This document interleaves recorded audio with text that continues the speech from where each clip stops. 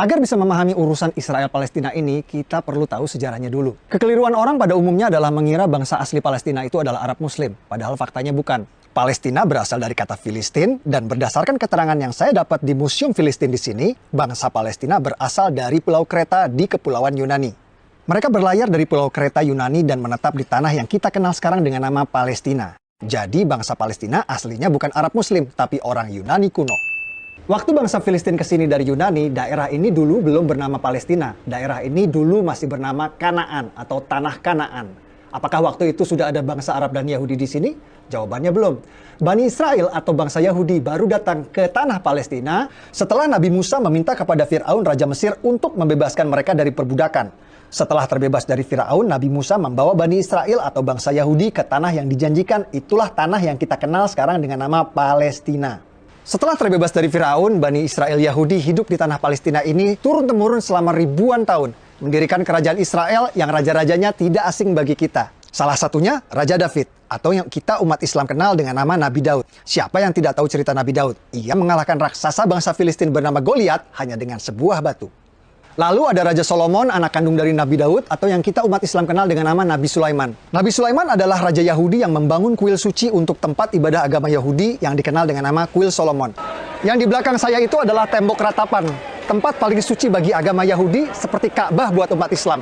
Tembok ratapan ini dulunya adalah bagian dinding dari kuil suci agama Yahudi yang dibangun oleh Nabi Sulaiman. Kuil bertahan 600 tahun sampai ia dihancurkan oleh bangsa Romawi pada tahun 70 Masehi. Lalu karena benci pada bangsa Yahudi, Kaisar Romawi Hadrian merubah nama Israel menjadi Palestina. Nama yang bertahan sampai hari ini. Jadi Kaisar Romawi Hadrianlah yang memberi nama Palestina pada daerah ini. Aslinya daerah ini bernama Tanah Kanaan. Lalu Bani Israel Yahudi datang, namanya berubah menjadi Israel. Kemudian oleh Kaisar Romawi Hadrian, nama Israel diganti menjadi Palestina. Jadi faktanya bangsa Yahudi memang sudah ada di tanah Palestina ribuan tahun sebelum Arab dan Islam masuk ke tanah Palestina. Inilah yang dijadikan landasan prinsip bangsa Yahudi sekarang ngotot mempertahankan negara Israel ini. Lalu kapan Arab dan Islam masuk ke tanah Palestina? Arab dan Islam masuk ke Palestina saat Khalifah Umar menaklukkan Yerusalem Al-Quds pada tahun 638 Masehi. Tempat ini bernama Umar bin Khattab Square atau alun-alun Umar bin Khattab. Dinamakan untuk mengenang Sang Khalifah Umar yang menaklukkan Yerusalem Al-Quds pada tahun 638 Masehi.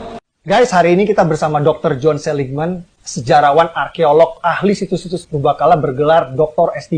The place of the temple that is built by Solomon in the central part of what is today known as the Temple Mount. The area which today used for prayer is the Western Wall, which is in fact actually an external wall of the Temple Mount itself. Right up until the time of the entry of Islam into the city of Jerusalem, when Umar enters Jerusalem, he would have mostly found an empty space. And for that reason, he builds a small mosque. We know quite clearly the development of the two major structures on the Temple Mount, one being the Dome of the Rock, and the other one being the Al-Aqsa Mosque. Both were built by the fifth Caliph, Abdul Malik. Those buildings are later than the time of the arrival of Muhammad. Arab dan Islam berkuasa selama 500 tahun sampai kerajaan Kristen Prancis datang. Atas perintah Paus di Vatikan, pasukan Prancis datang menaklukkan Palestina yang kita kenal sekarang dengan istilah Perang Salib. Raja Kristen Prancis mendirikan kerajaan Yerusalem dan berkuasa di Palestina selama 100 tahun sampai akhirnya dikalahkan. Setelah 100 tahun, akhirnya Prancis menyerah pada pasukan Raja Salahuddin Ayyubi yang berhasil merebut Palestina kembali ke tangan Islam. Ottoman Turki kalah di Perang Dunia I dan dipaksa menyerahkan sebagian besar wilayahnya kepada negeri pemenang Inggris dan Prancis. Provinsi Suriah dan Libanon menjadi milik Prancis, Provinsi Palestina dan Jordan jadi milik Inggris. Inggris mengganti nama Palestina menjadi British Mandate Palestine. Lalu Perdana Menteri Inggris langsung mengambil inisiatif mendukung pendirian negara Israel di Palestina lewat deklarasi Balfour yang berbunyi, "Pemerintahan Yang Mulia Ratu Inggris mendukung pendirian rumah nasional untuk bangsa Yahudi."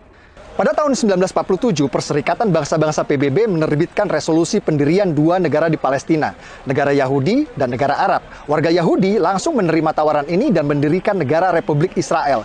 Tapi negara-negara Arab tetangga menolak pendirian dua negara ini dan langsung memerangi Israel. Hasilnya, tepi barat dikuasai oleh Yordania dan Gaza dikuasai oleh Mesir. Jadi yang menggagalkan berdirinya negara Palestina itu bukan Israel, tapi Yordania yang menjajah tepi barat dan Mesir yang menjajah Gaza. Bahkan selama bertahun-tahun, Yordania dan Mesir menolak mengakui kedaulatan Palestina di tepi barat dan Gaza dan menganggap dua daerah tersebut menjadi bagian dari negara mereka. Ini fakta. Negara-negara Arab terus menolak pendirian negara Palestina inisiatif dari PBB. Dan pada tahun 1967 kembali menyerang Israel di Perang 6 Hari yang dimenangkan oleh Israel. Kekalahan ini malah membuat tepi barat dan Gaza kini dikuasai penuh oleh Israel.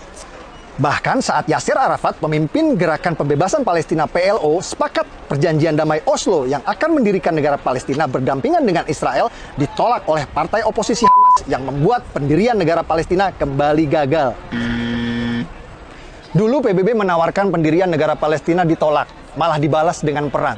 Lalu Amerika menawarkan pendirian negara Palestina kembali ditolak. Sepertinya perdamaian memang sulit tercapai di sini karena setiap ada upaya menuju perdamaian selalu ada pihak-pihak yang berusaha untuk menggagalkannya. Tahun 2007 saat Presiden Palestina Mahmud Abbas sepakat dengan solusi dua negara, oposisi Hamas malah sengaja menembakkan roket-roket ke Israel sebagai tanda mereka menolak solusi damai tersebut.